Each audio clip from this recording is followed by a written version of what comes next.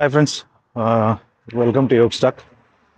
ఒక చిన్న information share చేసుకుందాం అని చెప్పి వీడియో చేస్తున్నా. ఎస్పెషల్లీ రోడ్డు మీద ఎందుకు చేస్తున్నానంటే ఒకసారి మీకు రోడ్లు అవి కూడా చూపిద్దాం, ఇన్సిడెంట్కి సంబంధించిన రూల్స్ ఎలా ఉంటాయి ఏంటి అనేది. యూకేలో మొన్న ఒక 3 days back September 1st 2nd SX అనే ఏరియాలో యాక్చువల్గా A130 రౌండ్ అబౌట్ ఒకటి ఉంటుంది పెద్దది. ఆ రౌండ్ అబౌట్ దగ్గర 2 కార్లు కొలైడ్ అయ్యి యాక్సిడెంట్ అయ్యి ఒక 2 పిల్లలు చనిపోయారు. సో అది ఏంటి అంటే మన తెలుగు స్టూడెంట్స్ అనమాట. వాళ్ళు గణపతి ఇమర్షన్కి వెళ్ళి రిటర్న్ వస్తున్న టైంలో అరౌండ్ 4:15 AM ఈ యాక్సిడెంట్ అయింది అనమాట. యాక్చువల్గా ఇద్దరిలో అంటే ఒకళ్ళు అక్కడికక్కడే స్పాట్లో చనిపోయారు అని చెప్పి రాశారు న్యూస్లో. ఇంకొకళ్ళు మాత్రం ఇది మన హాస్పిటల్కి తీసుకెళ్ళాక చనిపోయారని, మిగిలిన ఇంకొక 4-5 మాత్రం సీరియస్ కండిషన్లో హాస్పిటల్లో ఉన్నారని చెప్పి. అంతా తెలుగు వాళ్ళే యాక్చువల్గా. ఇమీడియట్గా పోలీసు వాళ్ళు వచ్చారు.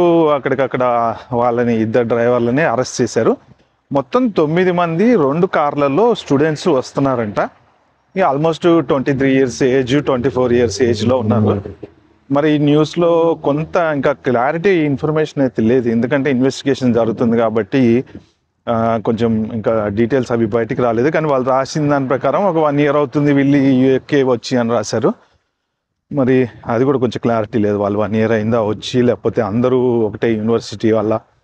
ఆ యూనివర్సిటీ వాళ్ళు కూడా కండోలెన్సెస్ అని చెప్పేసి ఒక మెసేజ్ కూడా పెట్టారు. బట్ ఏంటంటే ఇక్కడ యాక్చువల్గా మీరు అర్థం చేసుకోవాల్సినవి, యూకే రాగానే ఫస్ట్ ఆఫ్ ఆల్, యూకే అని కాదండి, అబ్రాడ్ రాగానే ఫస్ట్ ఆఫ్ ఆల్ డ్రైవింగ్ చేయడము అంటే రోడ్లు కొంచెం ఎంటీగా, జనాలు తక్కువ ఉంటారు కదా, ఎంటీగా ఉంటాయి, తర్వాత ఫ్రీగా ఉంటాయి, at the same time rules పర్ఫెక్ట్గా ఉంటాయి. అందుకని ఏమనుకుంటారంటే అందరూ, మనం డ్రైవింగ్ చేసి పడేసలే, పెద్ద విషయం ఏం కాదు, ఇక్కడే ఉందబ్బా డ్రైవింగ్, ఈజీ, చూడు అక్కడ ఎంత క్లీన్గా నీట్గా వెళ్తున్నారో అనుకుంటారు అనమాట. ఫస్ట్ ఆఫ్ ఆల్ ఏంటంటే ఇక్కడ రూల్స్ పర్ఫెక్ట్గా పాటించినంత సేపు మనం సేఫ్గా ఉంటాం. ఎక్కడన్నా సరే ఏదన్నా ఒక రూల్ బ్రేక్ చేసామనుకోండి, దాని కాన్సిక్వెన్సెస్ చాలా సీరియస్గా ఉంటాయి. ఎందుకంటే మనకు ఇండియాలో మెయిన్ రౌండ్ అబౌట్లు వచ్చినప్పుడు, నేను మీకు ఒక రౌండ్ అబౌట్ ఇక్కడ చూపిస్తా, ఇక్కడ ఉంది, అసలు ఎలా కార్లు ఆగుతాయి ఏంటి అనేది. రౌండ్ అబౌట్ల దగ్గర మనం ఏంటంటే ఆగం, ఎవరి కోసం ఆగం, వెళ్ళిపోతూనే ఉంటాము, సంబంధం లేదు. మనం ఫస్ట్ వెళ్ళామా లేదా, ఆ ఇండియన్ డ్రైవింగ్ యాటిట్యూడ్, అది మనమేం చేయలేమండి. అది ఒక్కళ్ళే పర్టికులర్గా అని కాదు, కానీ జనరల్గా మీరు సిగ్నల్ లైట్ దగ్గర చూసుకుంటుంటే రైట్కి వెళ్ళాల్సిన వాడు రైట్లో నిలబడ్డు, లెఫ్ట్ నుంచి వచ్చి ఓవర్టేక్ చేసుకొని రైట్కి వెళ్ళిపోతాడు. సో అలా ఉంటాయి యాక్చువల్గా. అయితే ఏంటంటే ఇక్కడికి వచ్చినప్పుడు, అబ్రాడ్ వచ్చినప్పుడు కొన్ని రూల్స్ మాత్రం మనం కంపల్సరీ ఫాలో అవ్వాలండి.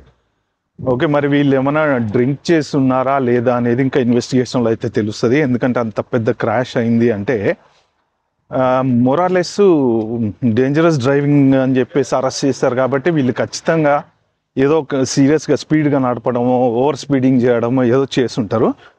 ఓకే, సో నేను మీకు రౌండ్ అబౌట్ చూపిస్తా చూడండి. ఇప్పుడు ఒక నిమిషం. జనరల్గా ఎలా ఉంటుందంటే, కార్లు వెళ్తూ ఉంటాయి కదా, మీకు లెఫ్ట్కి వస్తున్నారు చూడండి. ఇప్పుడు అవతల పక్క ఒక కార్ ఆగింది కదా, ఎవరైనా సరే రైట్ సైడ్ వచ్చే వాళ్ళ కోసం, ఇప్పుడు ఈ కార్ అతను ఎందుకు ఆగాడు, మోరార్లెస్ రైట్ సైడ్ వచ్చే వాళ్ళకు దారి ఇవ్వడానికి. సో ఇప్పుడు మీకు ఇక్కడ 1 నిమిషం నిలబడితే తెలిసిపోతుంది చూడండి. ఇది రౌండ్ అబౌట్ అనమాట. సో ఇక్కడ అవతల పక్క నుంచి ఎవరైనా వచ్చేవాళ్ళు ఉన్నారా, వాళ్ళ కోసం, రైట్ సైడ్ వచ్చే వాళ్ళ కోసం. ఇప్పుడు ఆ కార్ స్లో అవుతుంది చూసారా, స్లో అయ్యి రైట్ సైడ్ వచ్చే వాళ్ళ కోసం వాళ్ళు ఆగుతారు అనమాట. రైట్ సైడ్ వచ్చే వాళ్ళు ఎవరు లేకపోతే వాళ్ళు వెళ్తారు. ఒకేలా ఎవరైనా ఉన్నారనుకోండి వాళ్ళు వెళ్ళరు. ఇప్పుడు ఈ కార్ ఆగిపోయింది, ఆ కార్ వెళ్ళింది. సో ఈ మెయిన్ రూలు. సో ఇక్కడ చూడండి, నడిచే వాళ్ళు ఎవరికి ఏ కార్లు అడ్డం రావు అనమాట. నడిచే వాళ్ళకి సపరేట్ దారి ఉంది, ఫుట్పాత్ ఉంది చూసారా, ఫుట్పాత్ ఉంది. తర్వాత కార్లన్నీ పర్ఫెక్ట్గా నీట్గా పార్క్ చేస్తుంటాయి ఎక్కడికక్కడ. అట్లాగే రోడ్డుకి ఎవరికి అడ్డం రారు. సో ఇప్పుడు ఆ రౌండ్ అబౌట్ ఉంది చూసారా, ఆ రౌండ్ అబౌట్ దగ్గరికి వెళ్తుంటే కనుక ఆ కార్నర్లో కూడా ఎవరు కార్లు పార్క్ చేయరండి. మీకు ఒక్కసారి చూడండి, ఇక్కడ డబుల్ ఎల్లో లైన్ అంటారు దీన్ని.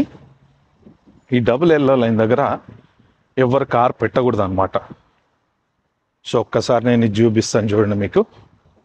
ఇప్పుడు ఇక్కడి నుంచి ఎవరైనా కార్ పెట్టినా వెంటనే వాళ్ళకి టికెట్ పడిపోతుంది. కాబట్టి ఈ ప్లేస్లో ఎవరు కార్ పెట్టరు. సో ఇప్పుడు ఇక్కడ కార్ పెట్టరు కాబట్టి ఏంటంటే ఇది సేఫ్ అనమాట. ఇప్పుడు ఈ టర్నింగ్లు తిరిగే చోట కానీ ఎక్కడైనా కానీ. సో రూల్స్ అయితే సాలిడ్గా ఉంటాయి, మనం పాటించి నడిపినంత కాలం బాగానే ఉంటుంది. కానీ ఇక రోడ్లు ఖాళీగా ఉన్నాయి కదా అని చెప్పేసి ఇష్టం వచ్చినట్టు నడుపుకుంటూ వెళ్తే మాత్రం డెఫినెట్గా కొంత యాక్సిడెంట్స్ అయితే అయ్యే ఛాన్స్ అయితే డెఫినెట్గా ఉంటుందండి. మరి వీళ్ళు అందరూ స్టూడెంట్స్, ఎంగేజ్లో ఉన్న వాళ్ళు తెలుసు కదా, ఎండ్ ఆఫ్ ద డే మరి ఎంగేజ్లో ఉన్నప్పుడు వీళ్ళు ఎలా నడుపుతారో. మోరల్లెస్ ఇంకోటి ఏంటంటే మరి వీళ్ళకి లైసెన్స్లు ఉన్నాయా లేకపోతే ఏమన్నా ఇంటర్నేషనల్ లైసెన్స్ మీద నడిపిస్తున్నారా. సో కొంతమందికి ఏంటంటే ఓవర్ కాన్ఫిడెన్స్ ఉంటుంది, మనం నడిపేయచ్చురా ఏముంది దీనికి పెద్ద మనం భయపడేది ఏముంది అనుకుంటూ నడుపుతూ ఉంటారు. తర్వాత ఈ లెర్నింగ్ లైసెన్స్ ఒకటి అప్లై చేసుకుంటారండి అందరూ ఇక్కడ యూకే రాగానే స్టూడెంట్స్ అడ్రస్ ప్రూఫ్ కోసము. సో ఏం చేస్తారంటే చాలామంది ఆ లెర్నింగ్ లైసెన్స్ మీద కూడా నడిపిస్తూ ఉంటారు. ఇన్సూరెన్స్లు అవి ఇస్తారు కాబట్టి ఇచ్చినా నడిపిస్తారు, ఇవ్వకపోయినా నడిపిస్తారు. ఆ లెర్నింగ్ లైసెన్స్ మీద కారు నడుపుతూ 2-3 స్టూడెంట్స్ దొరికారు. వాళ్ళని కోర్టుకు కూడా తీసుకెళ్లారు.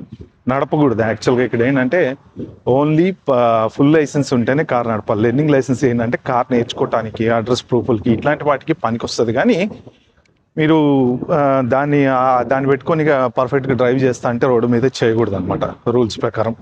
సో ఆ లెర్నింగ్ లైసెన్స్ తోటి మెయిన్ రోడ్ ఎక్కకూడదు. ఇలాంటి చాలా రూల్స్ ఉంటాయి. 99% ఛాన్సెస్ ఆర్ దేర్ యాక్సిడెంట్స్ జరగకుండా ఉండడానికి. బట్ ఎక్కడంటే 1-2% ఏంటంటే అది మనం సరిగా కాన్సన్ట్రేట్ చేయకనో అట్లాంటి సిచ్యువేషన్స్లో అయితే అవుతాయి. కానీ ఏదైనా జరిగిన విషయం అయితే చాలా బాధాకరము. సో చనిపోయిన స్టూడెంట్స్ ఆత్మకి శాంతి చేకూరాలని మనం కోరుకుందాం. అలాగే వీలైతే ఈ నా వీడియో అందరికీ ఫార్వర్డ్ చేయండి. స్టూడెంట్స్ ఎవరైనా సరే, మీరు యూకేలో ఉన్నా, యుఎస్లో ఉన్నా, ఆస్ట్రేలియాలో ఉన్నా, ఎక్కడున్నా సరే ఓవర్ కాన్ఫిడెన్స్కి వెళ్ళకండి. డ్రైవింగ్ జాగ్రత్తగా చేయండి, తాగి నడపకండి. Rules are rules, very strict. మీ వల్ల, మీ చేసే ఒక చిన్న తప్పు వల్ల మీకు ప్రమాదం జరగచ్చు, వేరే వాళ్ళకు కూడా ప్రమాదం జరగచ్చు. ఒక్కసారి జరిగిందంటే వాళ్ళ కుటుంబం, మీరు ఒక్కసారి ఆలోచించుకోండి. ఇప్పుడు ఎన్నో ఆశలతోటి ఆ పిల్లల్ని పాపం ఇక్కడికి పంపించిన తల్లిదండ్రులు ఎంత బాధపడతారు జీవితాంతం అనేది మీరు ఒక్కసారి ఆలోచించుకోండి. వాళ్ళని చూస్తూ దట్టు ఇంకొకటి ఏంటంటే ఆ బాడీని ఇండియా పంపించాలంటే కూడా ఇప్పుడు చాలా ఖర్చు అవుతుంది, డబ్బులతో కూడిన పని. ఇట్స్ నాట్ ఈజీ టాస్క్ అనమాట. సింపుల్గా అంబులెన్స్లో ఎక్కించి తీసుకెళ్ళే అంత ఈజీ కూడా కాదు, ఎన్నో ఉంటాయి. కాబట్టి దయచేసి మీరు చాలా జాగ్రత్తగా ఉండండి ఫ్రెండ్స్. డ్రైవింగ్ చేసే వాళ్ళు ఎవరైనా సరే రిస్కులు తీసుకోకండి. ఓకే అండి, సీ దెన్, బాయ్.